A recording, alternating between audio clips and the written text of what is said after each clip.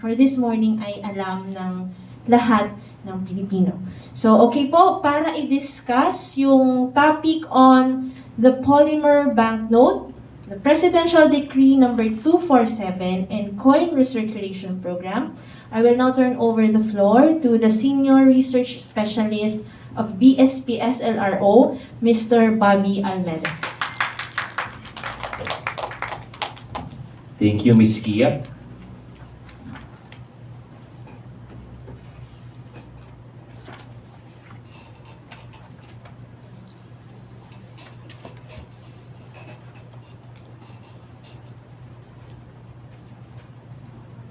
Wait lang po, ready ko lang yung presentation.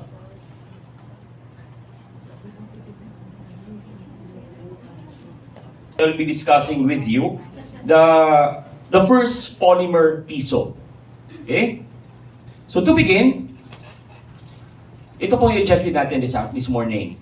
So to gain familiarity with the design elements of the 1,000 piso polymer banknote, to determine the genuineness of a downfall banknote, and also to practice proper handling. Okay? Yeah. Ito po, just a reiteration on the exclusive power o the exclusive issue power of the Banko Sentral ng Pilipinas. Okay? Pursuant to Republic Act 7653 or the new Central Bank Act as amended by Republic Act number 11211, it provides that the Banko Sentral ng Pilipinas shall have the sole power and authority to issue currency within the territory of the Philippines. And provided further, sinasabi doon that no person or entity may put into circulation notes, coins, or any object or document that in the opinion of the Monetary Board might circulate as currency. To simplify, ibig sabihin po nun, wala pong ibang government institution or private establishment ang pwedeng gumawa ng pera. Okay? Or the Philippine Legal Tender Currency. Pag sinabi pong Philippine Legal Tender Currency, what does it mean? Ito daw po yung mga pera na ginawa ng Bangko Sentral na pag binayad at sinukli mo ay kailangang tanggapin. It must be accepted. Okay? So, are there instances na pwede nating tanggihan ang pera? Halimbawa, nagbayad ako, tapos ayoko tanggapin. Halimbawa, nagbayad ako, and the banknote has full, nakatupi. Pwede ko bang tanggihan yung pera? Dahil nakatupi? Pwede hindi. Hindi. Kasi po ang pera natin ay legal tender currency. At pag sinabing legal tender currency, meron itong legal tender power. Okay? So pag may legal tender power, pag ito po ginamit pambayad at panukli, it must be accepted. Kailangan tanggapin. Kahit po ito ay nakatupi. Hindi po nawawala ang legal tender power pag tinupi ang pera. Pero po, yung pera masisira. Kaya sabi ni BSP, huwag po nating tutupiin yung pera. Okay? Ano ba yung isang pagkakataon na pwede natin tanggihan ang isang legal tender currency? Pag ito po ay nasira. Pwede na po itong tanggihan or wag nang tanggapin. Okay? Yan lang po ang pagkakataon kasi alam ko merong famous social media post kung saan tinanggihan yung isang folded na banknote, na polymer banknote. Ayaw po, malinaw po yun. Malinaw. Now, why did the Bangko Sentral ng Pilipinas issue the first polymer piso? Pag sinabi pong first polymer piso, first in our country. Remember that the polymer substrate is already being used in several countries like Australia, Canada, Brunei, Singapore, United Kingdom. So ito pong first polymer piso, this is the first polymer piso in the Philippines. Okay? So, usually po, the Bangko Sentral changes the design of their currency or enhances the security feature for three primary reasons. First is to protect the general public against counterfeiter. Second is to preserve the integrity of the currency. And third is to promote inclusivity. But what is the reason behind the introduction of the first polymer piso? Meron pong tatlong urgent concern na kailangan daw ma-address ni BSP. Yung unang concern is, if you remember 2 years ago when the pandemic started, the pandemic started, or when the quarantine started, ano po napansin nyo? So basically, the BSP observed that there were widespread sanitizing of frequently touched object. Okay, widespread sanitizing. Sino po dito yung may mga alcohol na dala? Every day. Di ba? Everyone is basically has a bottle of alcohol, and basically you are sanitizing your cell phone, the doorknob, the laptop, basically everything. This includes our banknotes and coins. Okay? Or there are incidents na yung pag-sanitize nila, hindi lang alcohol ang ginagamit. Minsan nilalagay pa sa loob ng isang microwave oven. So ano nangyari? Nasunog yung pera. Well, basically that's a reality way back 2 years ago. Okay? Yung unang concern, yung widespread sanitizing. Yung second naman, considering the fact that the new generation currency, yung lumang pera natin, is already in circulation for almost 12 years now, sinasabi ni BSP, though it is not a major problem, yung counterfeiting daw ng mga syndicate kept on improving. To the point na yung mga perang, yung old banknote natin is basically nakokopya na nila. Okay? Kasi masyado na matagal, 12 years na. And we are allowed, by the way, we are allowed by law to replace or change the design of the currency for the banknote every 5 years. For the coins, we are allowed every 10 years. Okay? And yung third concern na sinasabi ni BSP, given the increasing scarcity of resources like water, energy, and inputs, the BSP deemed it proper na kailangan daw yung pera natin mas matagal magamit at kailangan daw maging fully recyclable. Okay? So, to address the three urgent concern, the BSP introduced the first polymer substrate, which is considered worldwide to be hygienic, durable, very difficult to counterfeit, and also sustainable. Okay? And the first polymer piso, which was introduced by the Banko Central, is considered to be smarter, cleaner, and stronger. Bakit daw smarter? Bakit cleaner? Bakit stronger? Yan. Smarter.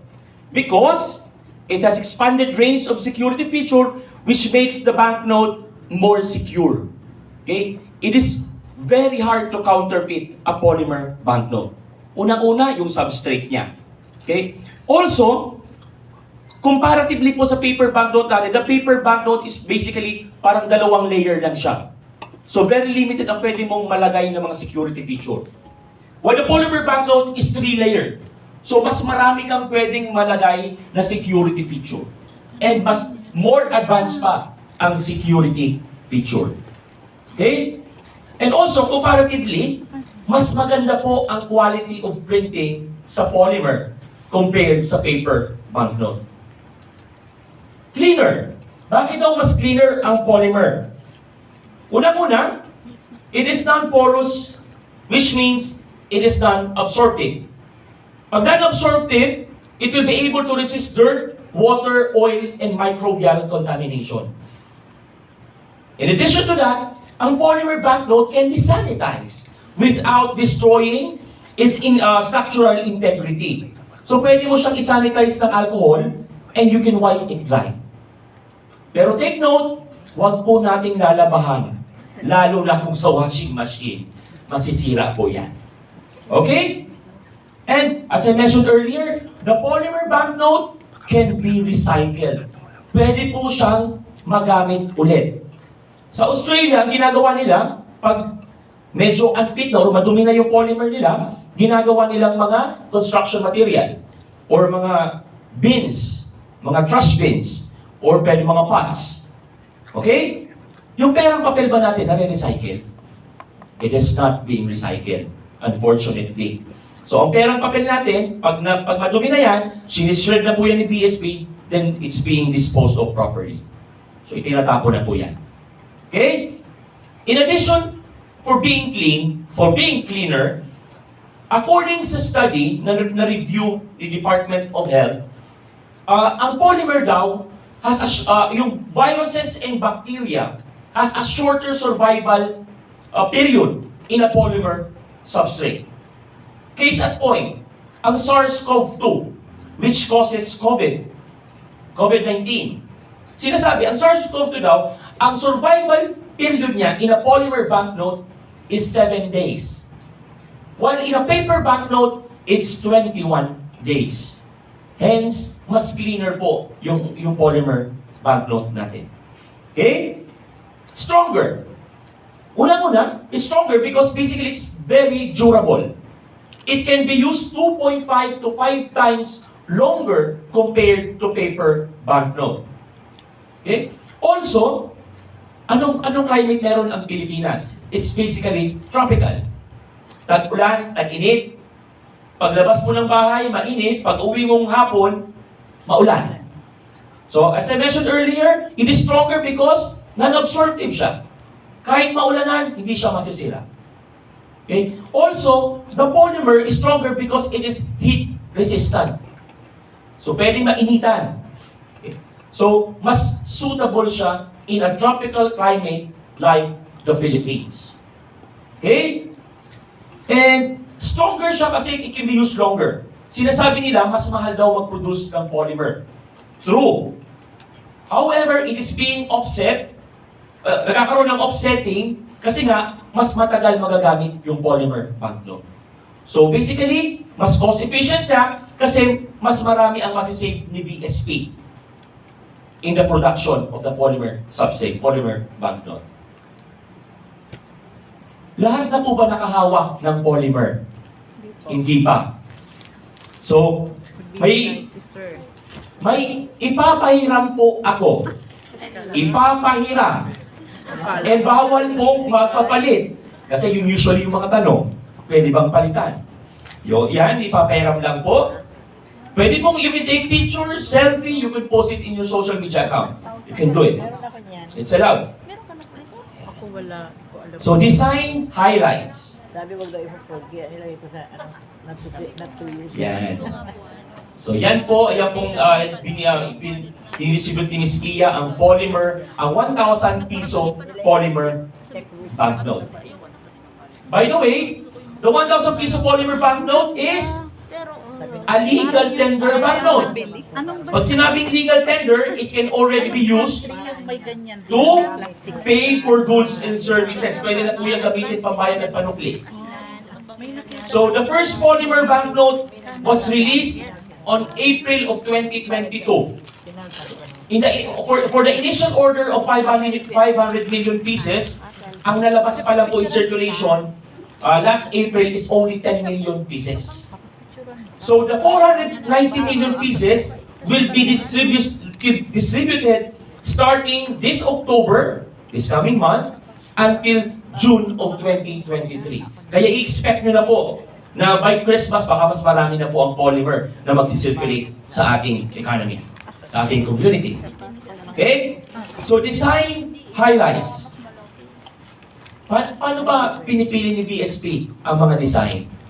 So, basically po, the selection process of currency design is cyclical. Pag sinabi pong cyclical, it is occurring in cycle. Hindi po ibig sabihin na yung isang bayani nasa pera na, forever na siyang andyan. Hindi po yon. Again, ang pagpili po is cyclical. It is occurring in cycle.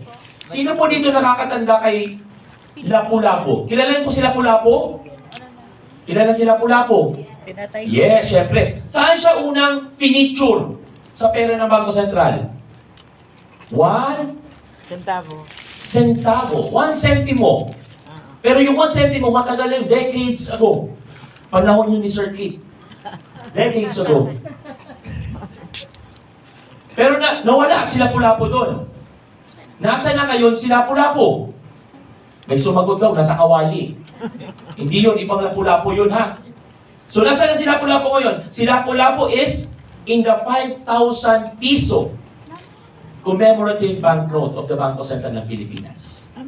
Okay? So, ang pagpili, hindi po yan forever. So, ano ngayon yung design ng 1,000 piso polymer? Based sa inyong mga samples. Yan. So, ang thematic design natin ngayon is flora and fauna. Okay? Endemic animals and endemic plants. So, on the obverse design, on the front of the banknote, andyan po yung Philippine eagle. It is a symbol of our national identity, being one of the world's biggest or strongest birds of prey, more powerful birds of prey. It also symbolizes the Filipinos' love for freedom and independence. And also, it symbolizes the vision of BSP, the clear vision of BSP towards a better and inclusive economy. Okay?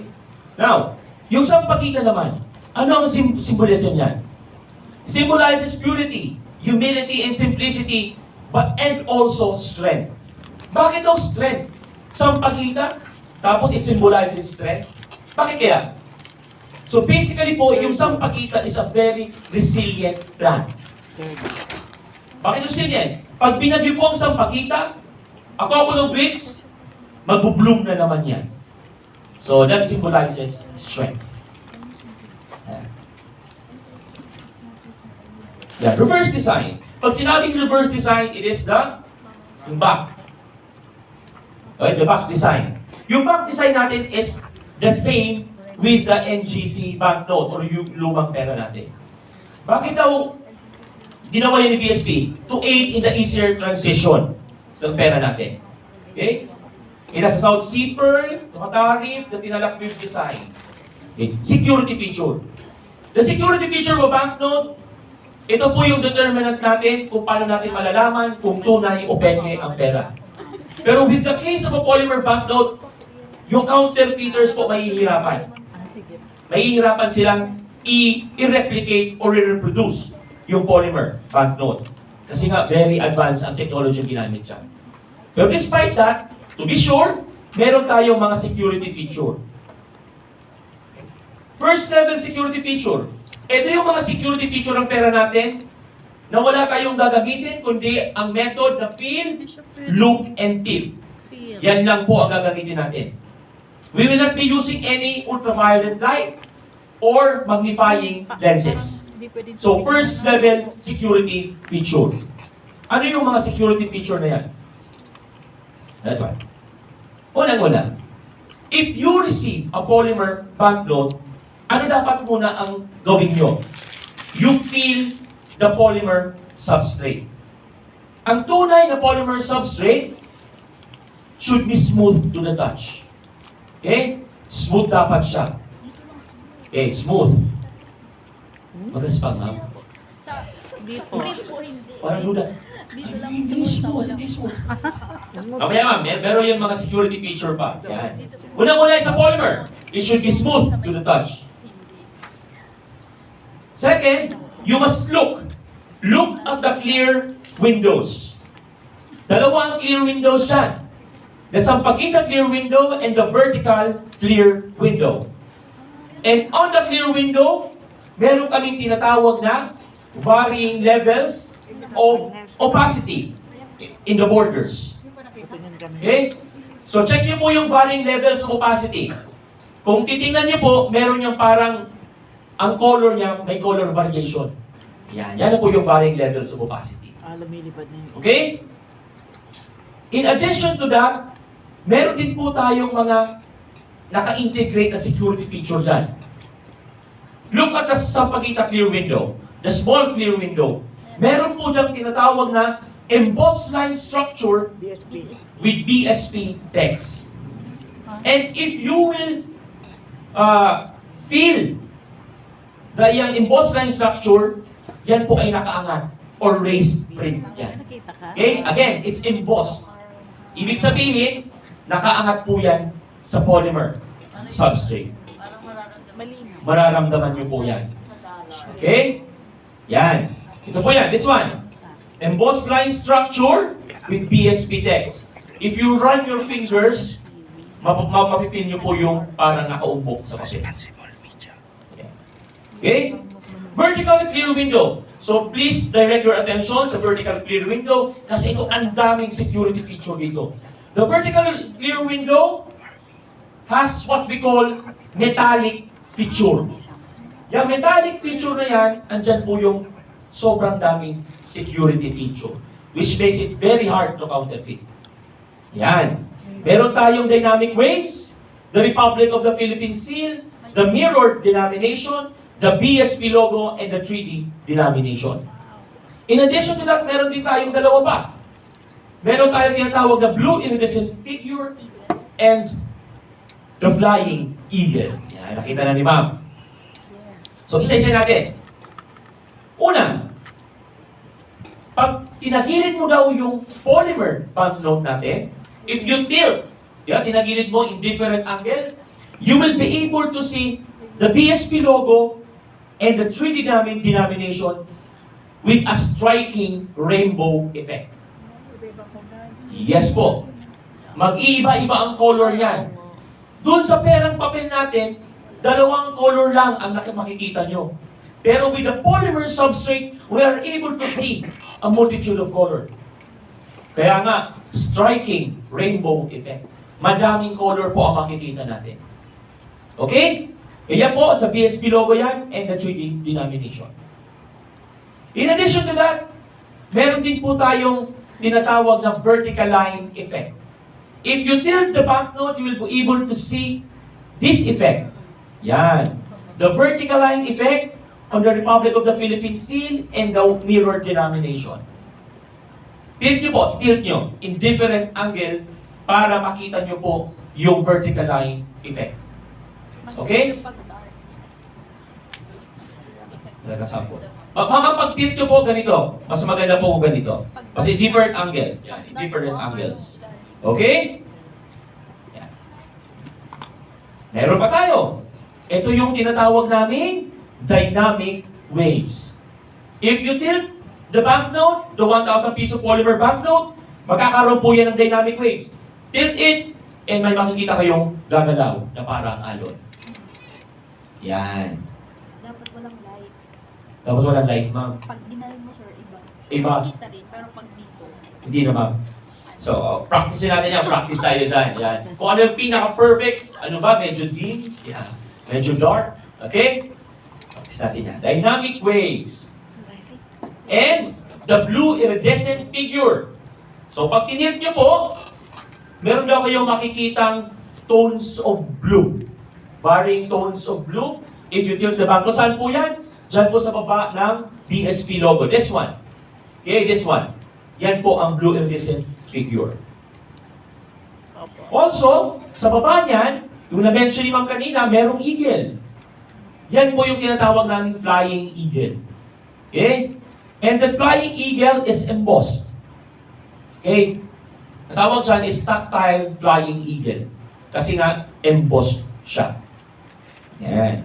Okay? Again, we have the clear windows, the two clear windows, the sampakita clear window, and the vertical clear window. Yan. Okay. Now, tactile dots. Asan po dyan ang tactile dots? Yun, nakita ni Sir. On top po of the Philippine eagle head. Yan. Andyan po yan. Tactile dots, which replace the tactile marks dun sa lumang pera natin. Para saan ang tactile dots? For the visually impaired and the elderly. Yan po yan. 5 highly embossed dots. Sir, why 5? Why 5? Why 5? Very good question. Actually, ma'am, if you remember yung NGC natin, banknotes, meron doon, ma'am, 5 tactile marks. 5 pairs of tactile marks.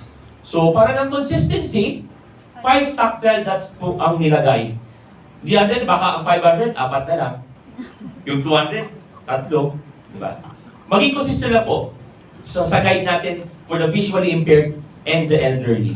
So, maging may consistency. Okay? So, again, ito pong 5 highly embossed dots, these are not printed. These are impressions on the polymer substrate. Para siyang dry seal. Okay? Yung sa diploma or pag nanonotaryo. Okay? Hindi po siya naka-imprenta. And, meron din po tayong tinatawag na shadow thread. Okay? The shadow thread can be seen if you view the polymer banknote against the light. Yan. And meron po siyang nakalagay na denomination and the BSP text. Okay? And ito pong trend na to, this is not yung, hindi yung trend na pareho nung sa lumang pera. This is basically, naka-imprenta po yan. It is not embedded on the polymer substrate. It is printed on the polymer substrate. Okay? Yan ang hindi natin matatanggal yan kasi naka-imprenta na siya. Yan. Okay? And ito po mga susunod na mga security feature. These are security feature that are adopted by the polymer substrate. Polymer banknote. The enhanced value panel. The enhanced value panel, meron po yung tinatawag na rolling bar effect. If you tilt the banknote, kailangan magkaroon ng rolling bar effect and at the same time, magkaroon ng color shifting. So, meron siyang dalawang color if you tilt it. Okay? Yan, nag-iiba ang color niya. What more? Serial number. The serial number is asymmetric. It is composed of 2 prefix letter and 7 asymmetric digits. Pag nagkulang po ang digit, baka po counterfeit yan. Pag nagkulang ang letter, baka counterfeit yan. Kailangan po 2 at 7. Tama? Yan. And by the way, ang serial number po natin should be unique in each denomination. Pag nagkapareho po ang serial number ng polymer banknote nyo, the possibility is 2 rin.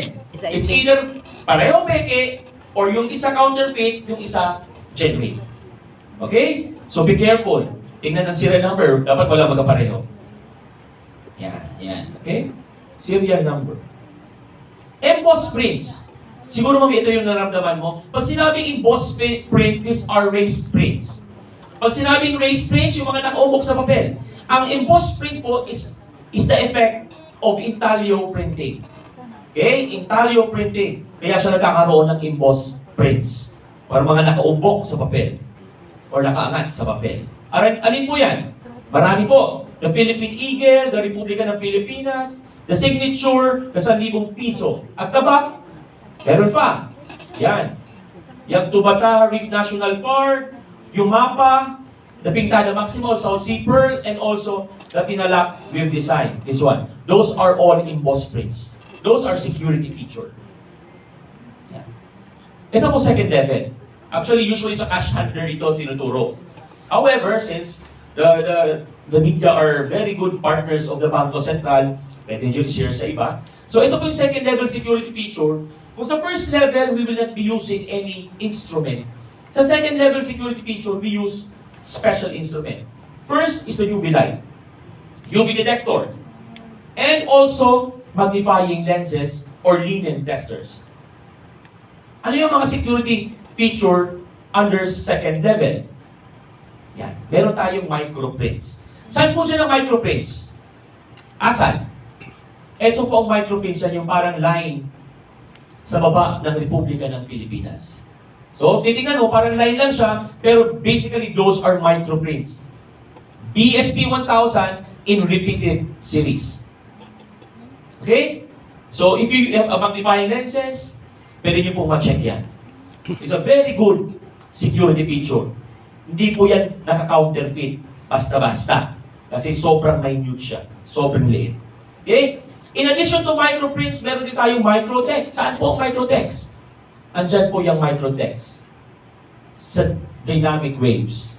Okay? Ito pong dynamic waves natin, meron pa po dyan additional security feature. If you look at it closely, using magnifying lens. Meron siyang Banko Central ng Pilipinas, 1,000 piso in repeated series. Ito 1,000. Okay? So maraming security feature. Meron pa ba? Yes! Meron din po yung mga UV fluorescent feature. Pag sinabing UV fluorescent feature, it glows under ultraviolet light. Alin po dyan? Meron yung dalawa. Yung nakikita mo under normal lighting condition at hindi mo nakikita under normal lighting condition. Ang serial number, nakikita nyo under normal lighting condition. It also glows under ultraviolet light. Saan pa po dyan?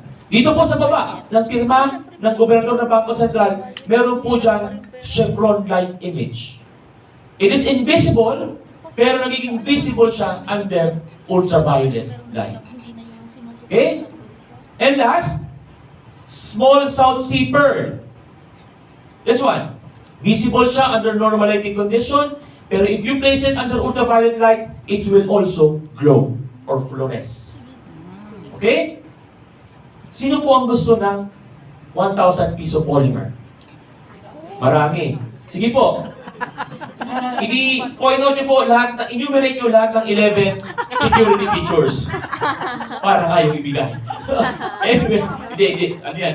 Limited edition na namin. Ito po yan. Yan. May hawak Baka may ako, makakuha pa.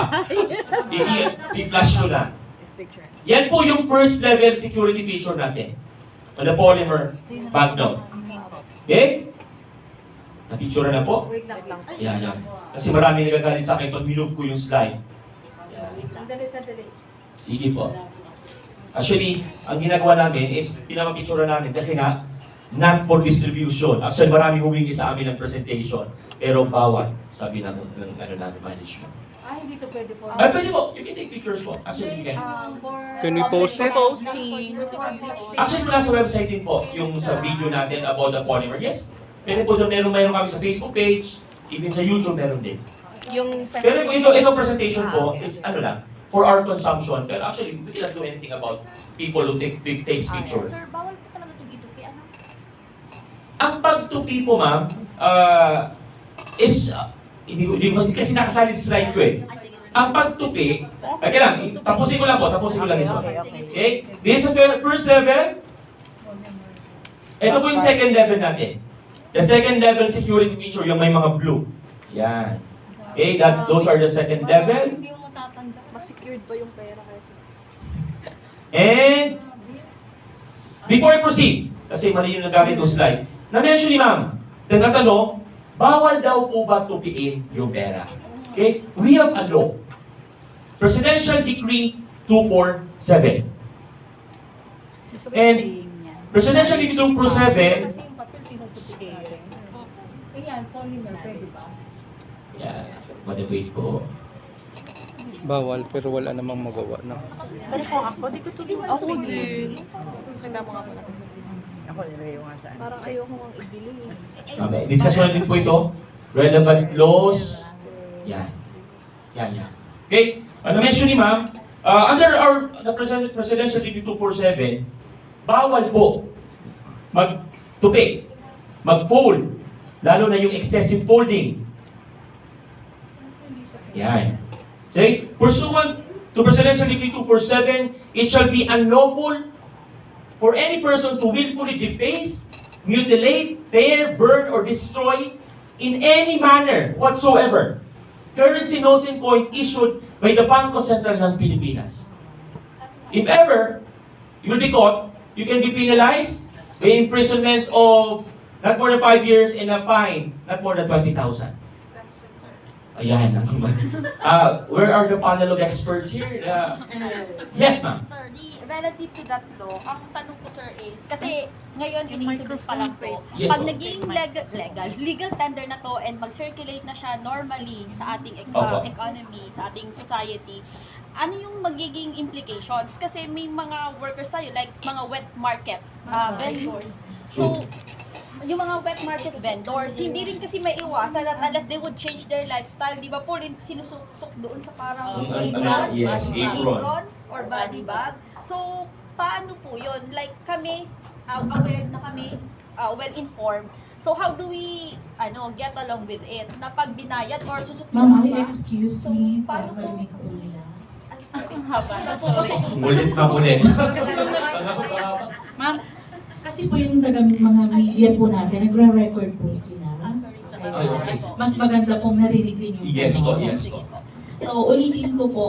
Ang tanong ko po, aware na po kami dito na nag-attend, yung mga well-informed na talagang hindi pwedeng itupi ang pera because nga po of a certain law. Pero ang concern ko po is if this polymer would become normal na after a while. Kasi di ba po introduction and then pag na-normalize ito, paano kami magre-react doon sa mga users of this legal tender, lalong-lalo na yung mga nasa wet market. Wet Di ba market. po? Yung nasa wet market.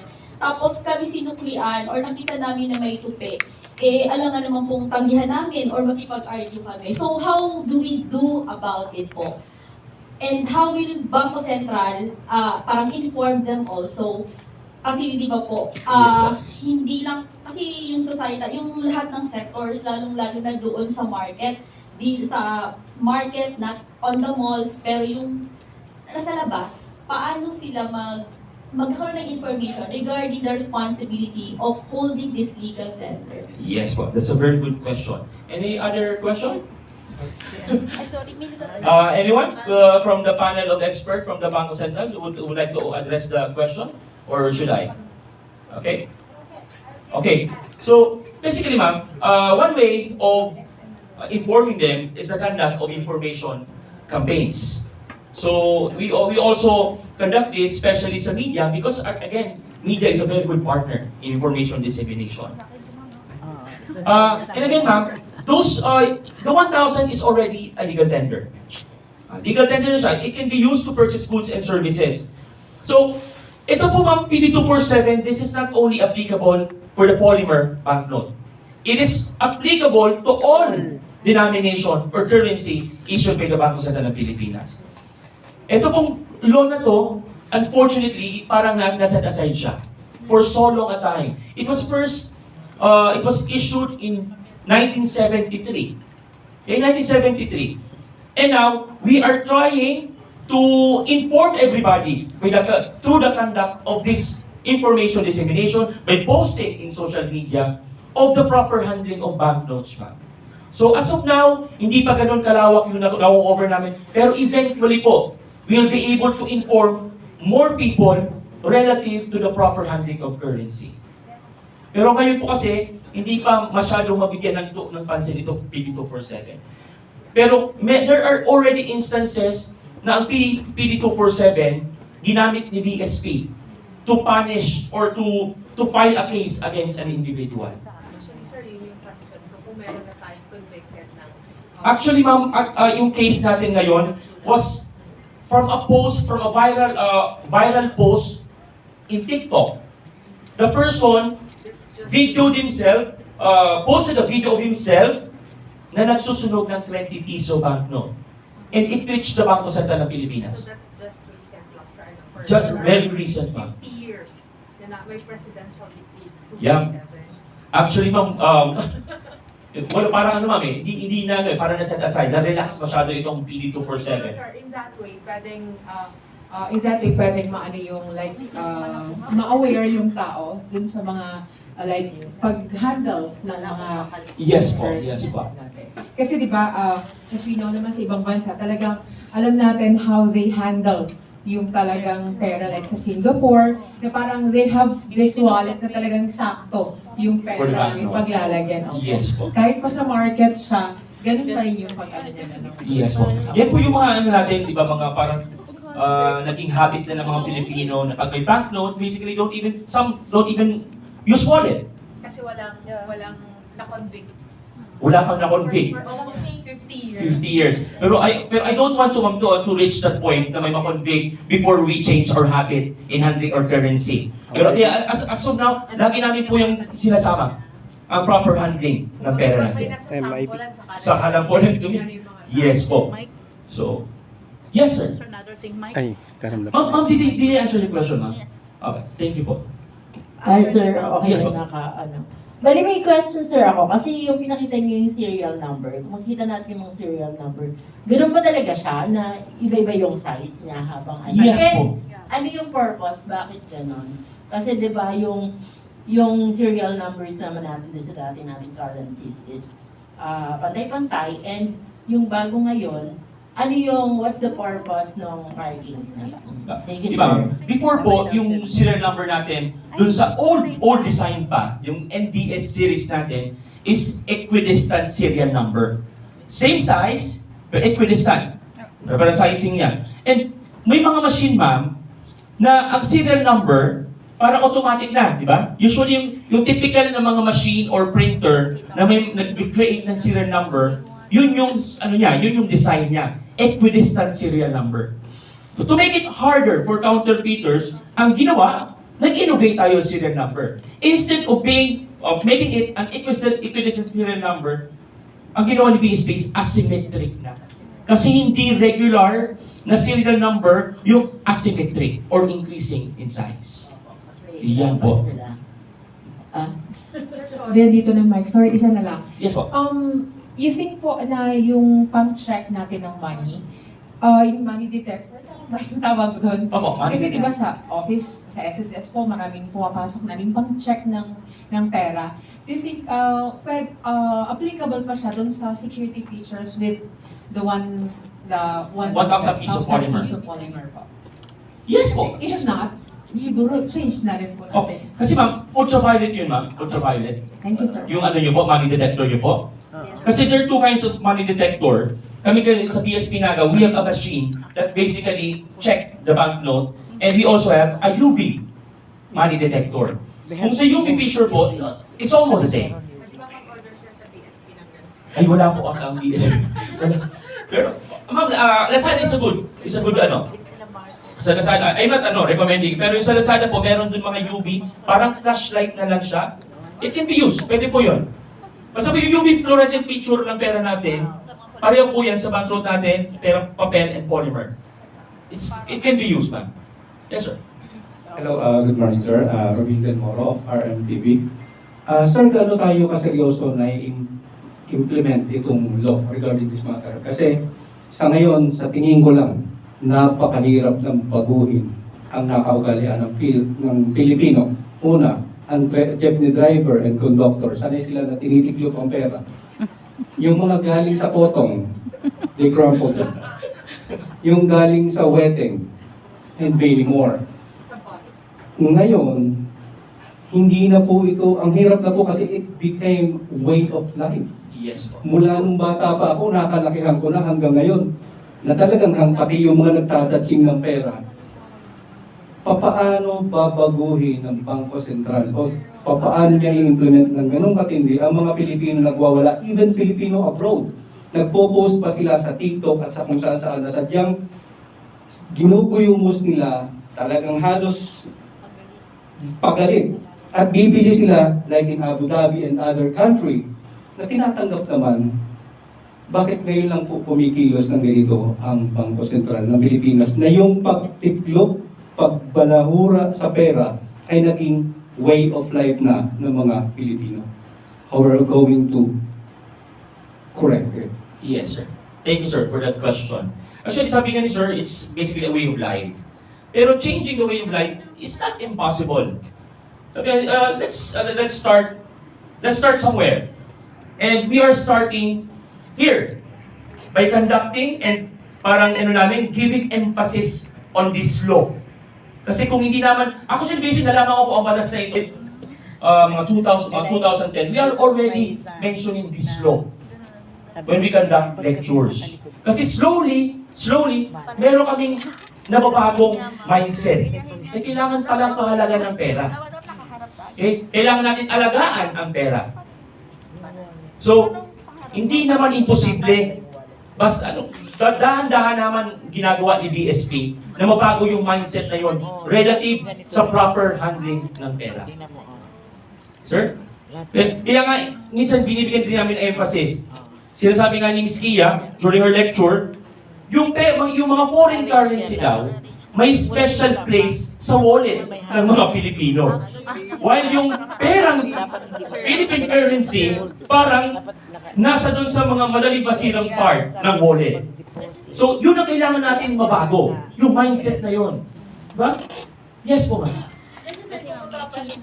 Ate Carnes, Mike. Naging ganito na po kasi ako. Naging ganito. Hindi ba nung ganyan? Kung makikita mo talaga yung papel niya, is different talaga sa papel ng Pilipinas. Kasi diba, kung makikita mo, kaya siguro, even I myself, diba, hindi ko talaga siya tinitiklop. Hindi ko siya tinitiklop. And siguro napapansin din natin, doon ko siya nilalagay sa mahabang wallet ko. Yung pera na yun. Kasi hindi ko naman siya magagamit sa tricycle, hindi ko naman siya magagamit, diba? Pero yung kasing currencies natin, magagamit natin anywhere, dito syempre sa Pilipinas. So siguro yun yung nakita ko doon.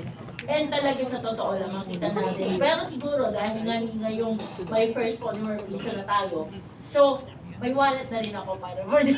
Yung mahaba na ma'am, mahaba. And hoping na magkaroon na marami. Di ba, may ano tayo, may nabago na tayong mindset. Oo, pero makikita mo talaga, sir, na different talaga. Yung feature niya. Yes po, very. Ay, Ma'am Karina would be adding something.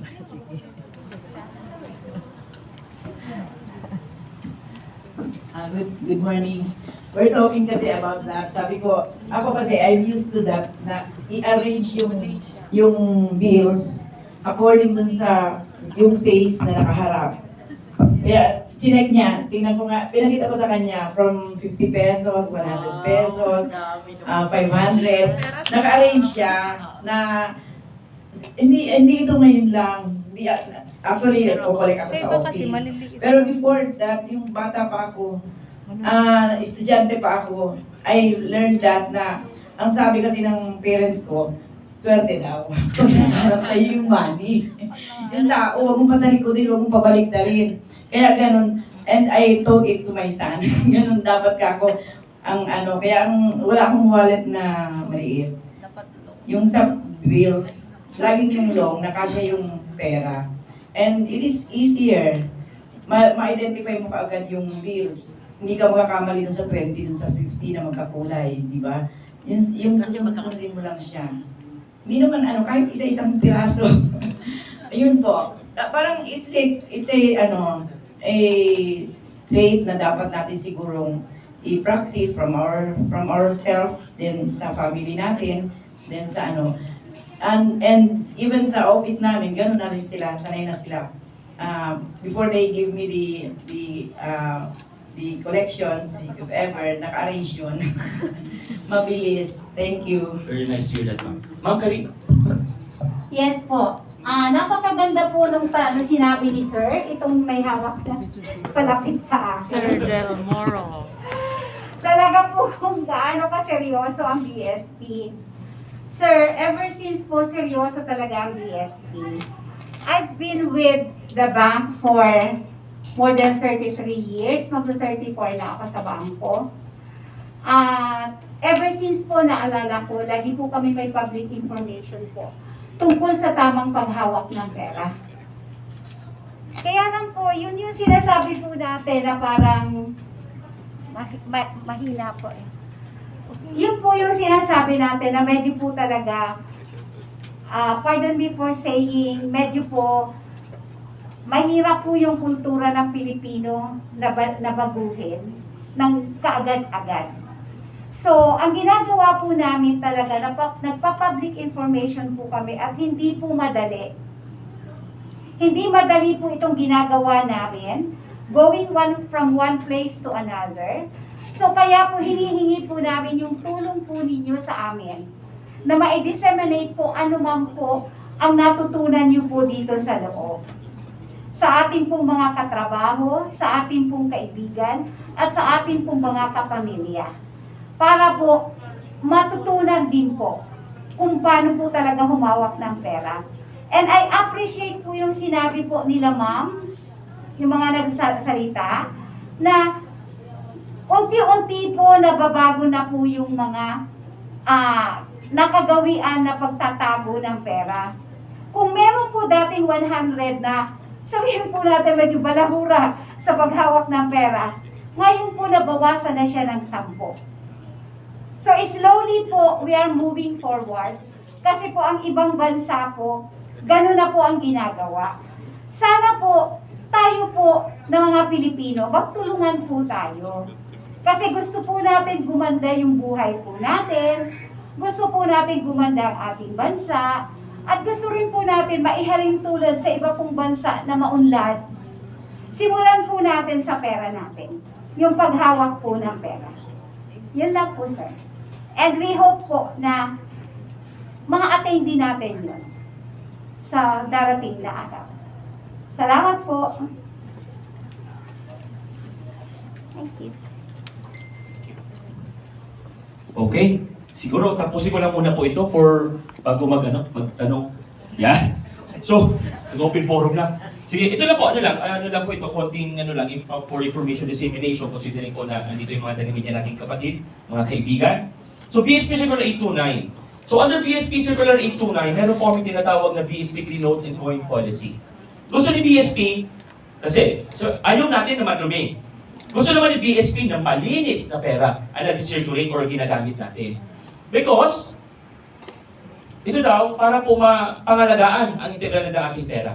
Safeguard the integrity of the currency. Also, pag malinis ang pera, mas madali natin madidetect o malalaman kung may peke or counterfeit na pera. And, mas mabilis pong matatanggal ang mga unfit banknotes or yung mga maduduming pera sa circulation. Okay? Ito yung objectives ng BSP Clean Note Policy. So with this, discuss ko lang po briefly ang classification of currency. Classification, yung fit, unfit, and mutilated. Okay? Fit, basically, self-explanatory. Yung malilinis na pera, walang sulat, walang butas, and yung, ano ba, tumatayo. Yan. If you hold it, tumatayo pa siya. Okay? Yan po yung fit notes. Same with the fit coins. Yung malilinis, walang stain, walang kalawang. Okay?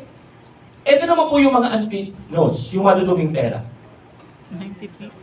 Okay? Unfit notes. Tandaan niyo po, yung fit notes, yan dapat po ang lumalabas sa mga ATM. Okay? Ito po dapat ang lumalabas sa mga ATM. Ito dapat ang nilalabas ng mga bangko pag kayo ay mag-withdraw or kayo mag-i-encash ng cheque.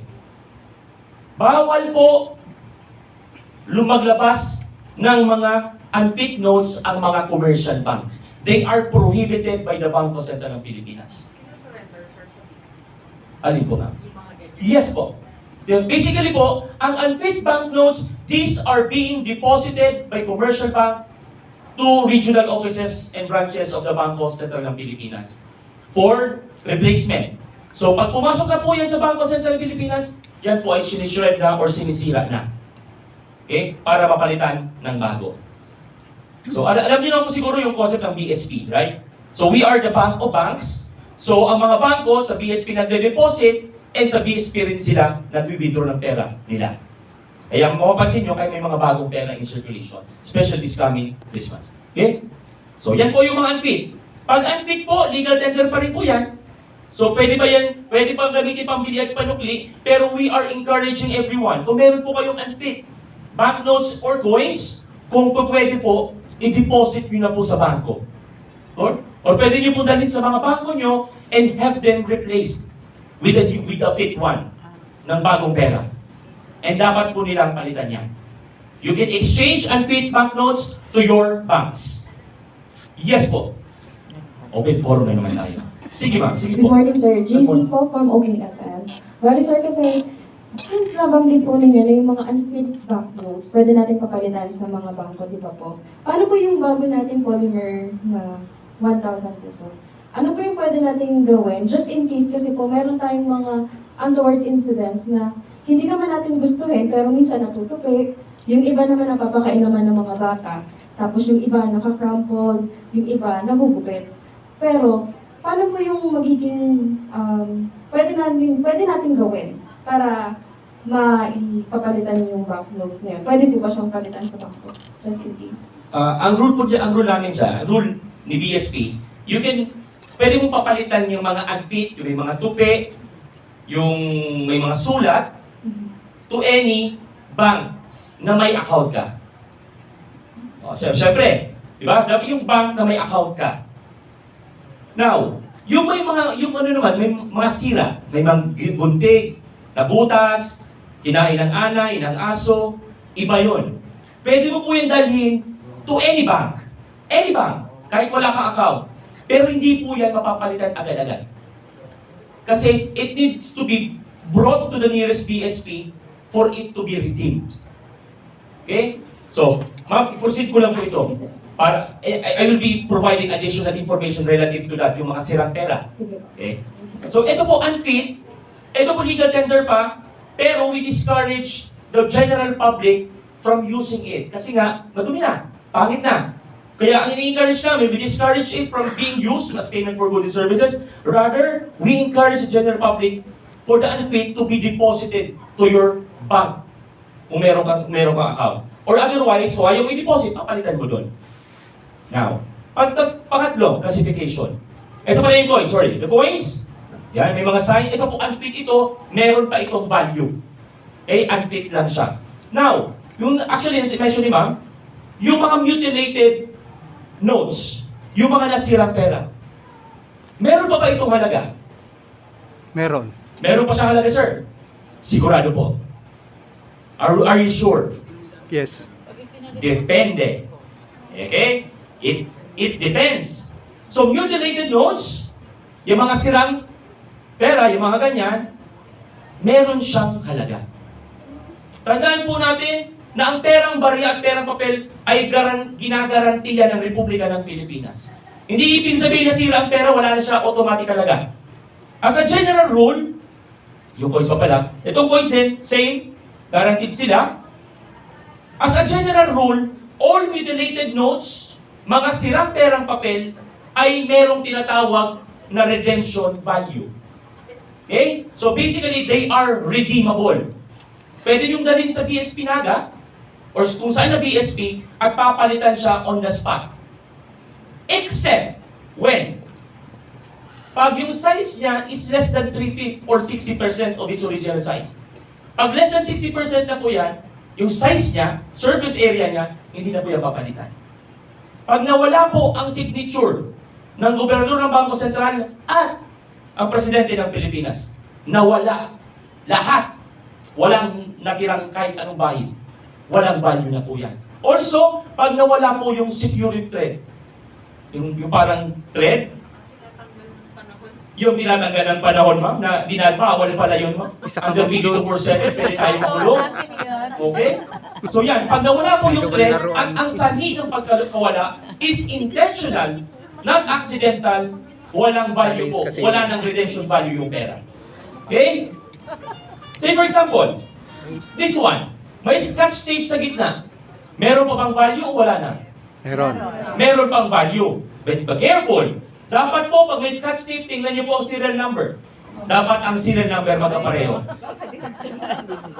Kasi pag magkaiba ang serial number, Magkaibang pera. magkaibang pera, may value ba? Wala na. Kasi 50% na lang yan. Okay? Ito, may value ba? May redeemable or redeemable? Redeemable. Redeemable siya. Size, more than 60%, may signature, may thread. Okay? Redeemable siya. Ito po, pag dinala niyo po ang mutilated sa mga bangko, hindi po yan papalitan on the spot. Kasi dadalhin po yan sa BSP, ang BSP ang magpapalit. Pero kung dadalhin niyo po sa BSP, yung mutilated, papalitan po yan on the spot. Basta po, hindi lang pumasok doon sa 3S. Okay? Redeemable na redeemable. Redeemable. Redeemable.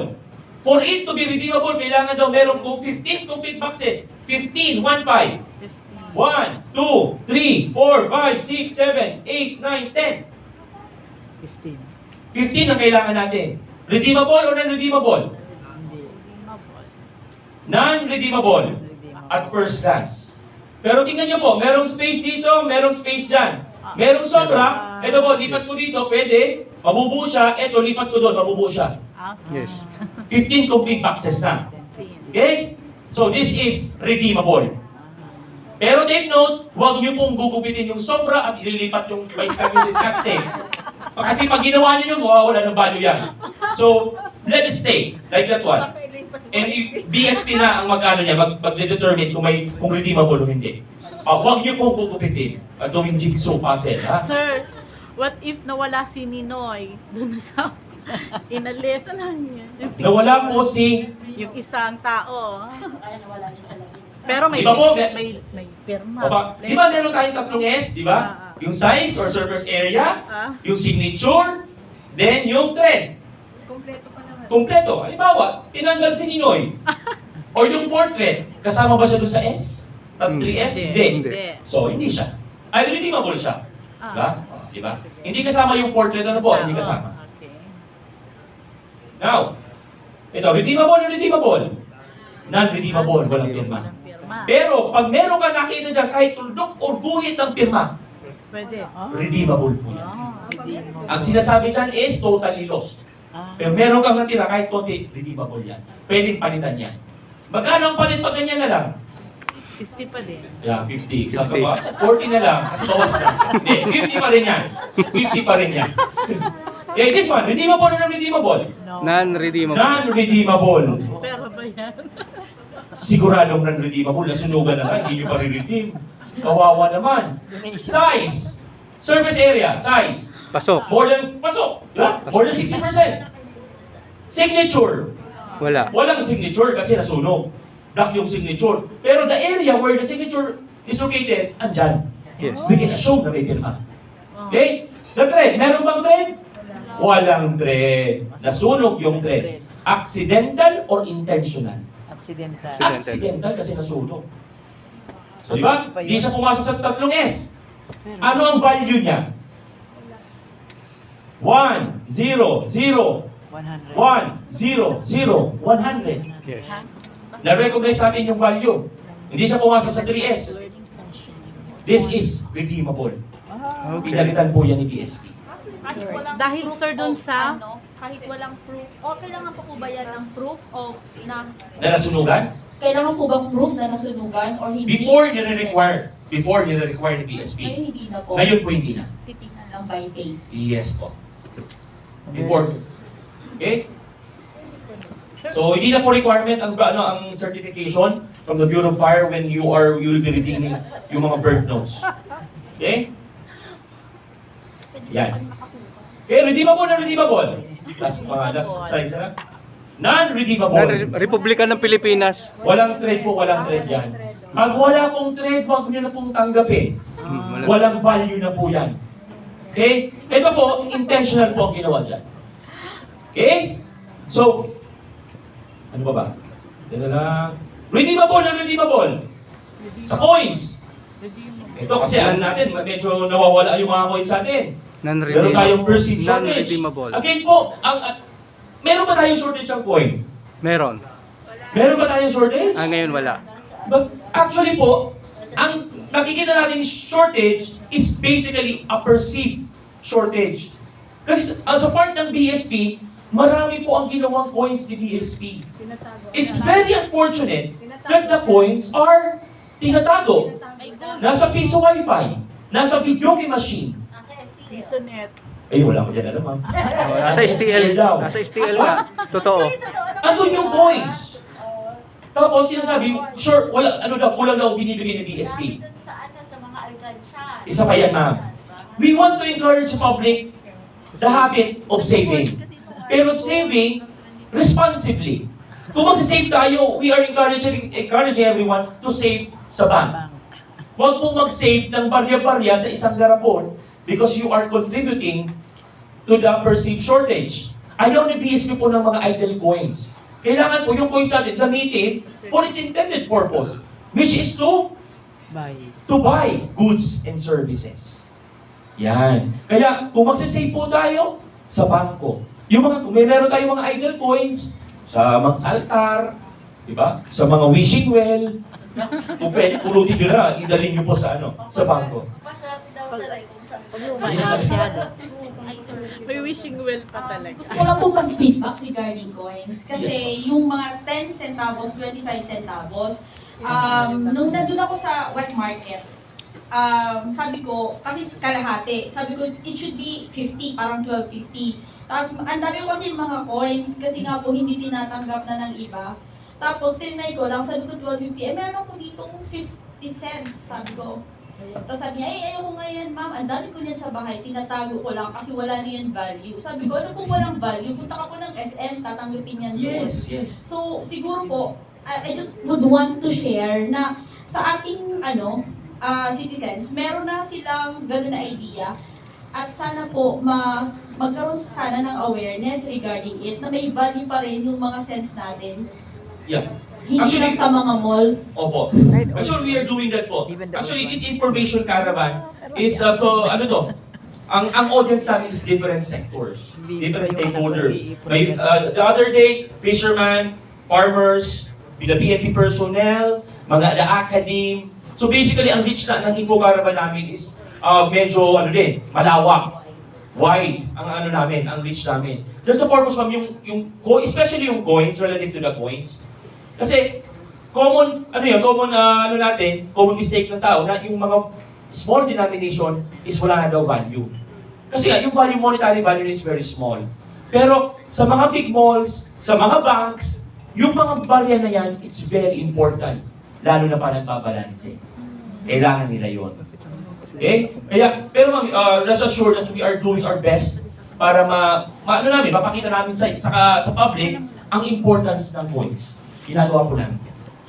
And again, may additional po si ma'am. May papaalam lang po ako. Na sana po, Sorry. ma-appreciate natin yung coins.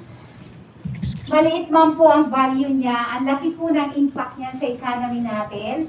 Kasi po, isipin niyo po kung wala na tayong coins, lahat po ng presyo mag-zero in sa piso. Di po ba? So pag wala pong coins, kahit gaano man po kaliit yan, aakyat po ang lahat ng presyo kasi wala na pong coins. Piso lahat. So sana po, may paabot po natin yon sa atin pong, siguro sa ating mga kakilala, sa ating mga kaibigan, sa mga katrabaho at sa pamilya. Kung gaano po ka-importante ang coins. Salamat po. Nabawal ka po mag-shortchange. Kailangan, bawal ka mag-change ng candy. Sumukli ng candy, bawal na po yan. Before, it's a practice. Pero ngayon po may batas na.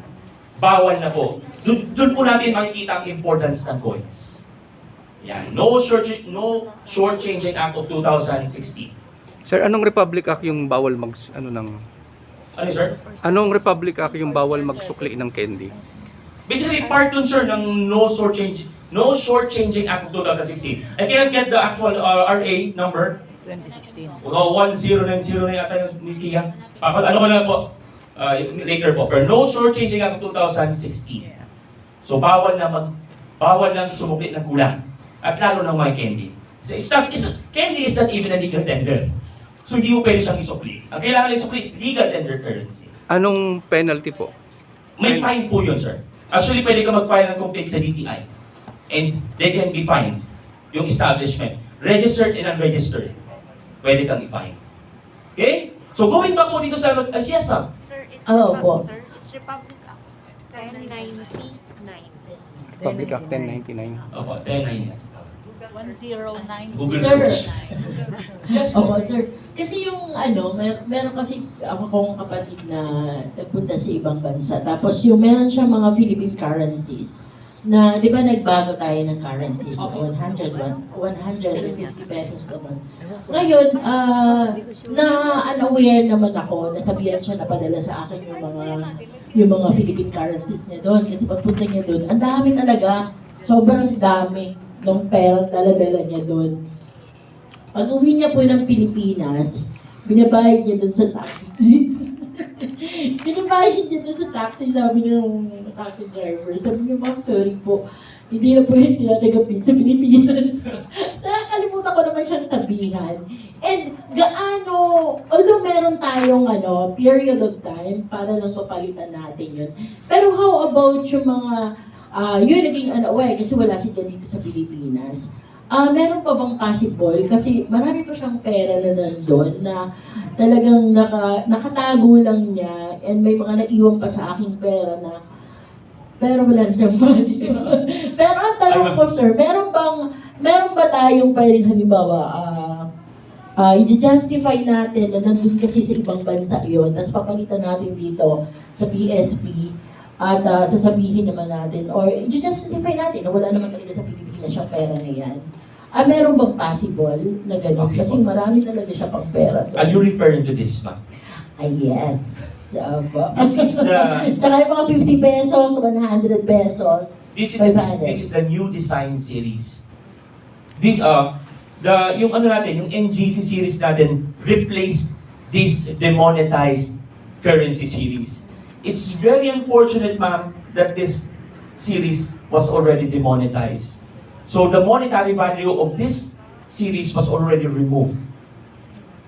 Well, relative to that, ma'am, yung mga nasa OFW or living outside the country, when we were parang in the process of demonetizing the NDS series, meron pong registration for OFWs relative to their Philippine currency at their holdings, yung hawak nila. Meron kami ginawang honor registration, halimbawa, hindi sila makakauwi dito, so upon their return, so parang 1 year out upon their return, pwede nila ma-redeem pa. Kahit po, tapos na yung demonetization. And also po, twice na extend or twice na extend yung demonetization natin. Opo, yun nga siguro din, Opo. naging unaware din. And siguro, hindi ko naman sinisisi yung BSP or yung kasi na-lesson talaga yung information dissemination. Kasi even kami dito, hindi ko din, syempre ako ko yung, kaya lang, unaware din ako na marami siyang perang dala doon ng Philippine currencies. So pagdating niya dito, saka ko lang nalaman na hindi na tinatagap. Alam mo yung ang dami niyang ganyan na pera, tapos wala palang values. So, yun, kaya nga sabi ko sa kanya, sabi ko na sa sister ko, sige, i-verify natin kung sakali, kung meron pa ba, o may extension pa ba, o kung ano man para ma-redeem pa yan. Kasi sayang po siya. Kasi may mga iniwan siya sa akin dito, pero yun, as in papel na lang siya. Papel na lang. It's mere paper na lang po siya. As much as you wanted to replace it po, redeem it, ma'am. Kaso lang po, again, tapos na po, and syempre, public funds ang ginagamit ni BSP. So, hindi na talaga po pwede. Unfortunately. Pero, yun nga, nakakalungkot din yun. Kasi, siguro po, yun din. Kasi, papaano nga yung mga ganong sitwasyon na parang dahil gusto lang natin magpalit, we really don't care. Hindi ko sinabi, hindi nag-care. So, kumbaga, papaano nga? Diba? Na parang kung let's say, 5 million pesos pala yun. Let's say, halimbawa, hindi na lang ba siya i-honor ng BSP? Ay, produce na naman yun at pinaghirapan naman namin yun. At alam naman namin na meron na mga na pag nag-reproduce ang BSP ng mga currencies, ay may katapat naman naghinto yan, di ba? So yung pera ko, may katapat naman siya na naghinto, di ba? So yun sana, yung nakikita ko lang na parang pera naman to. Totoo naman tong pera, Yes, di ba? Opo, yun lang naman po. Na sana makarating din po ng Actually, ma'am, yung demonetization, ma'am, again, it's a process. So, hindi po siya yung overnight demonetization that this today, then tomorrow, it will be without value. So, it took almost 5 years for it to be fully implemented and for the NDS to be demonetized. So, actually, matagal din po. Matagal yun, yung campaign kasi ngayon, parang nung medyo parang nagsisimula siguro yun, malis sila ng bansa, tapos syempre may dala silang pera, tapos after 5 years or 6 years sila bumalik ng Pilipinas, tapos yun dala-dala nila yung na hindi ko nasabi sa kanila. Doon po sa demonetization, meron po binigay na link sa online? Yes po, ma'am. Kung paano, kung may pera kang hawak na for demonetization, medyo po sandali po. Medyo po, doon mo po isasulat, kasi kahit hindi mo siya maipalit ngayon, basta po may submit na you have this holding, honored po yun. Baka po hindi lang nila napansin. Nasa balita po yun. Yun po yun. Opo, nandun na po ako na sabi na ganyan, lahat nagawa, nasa internet, nagkaroon ng malawak na information dissemination. Pero ang gusto ko lang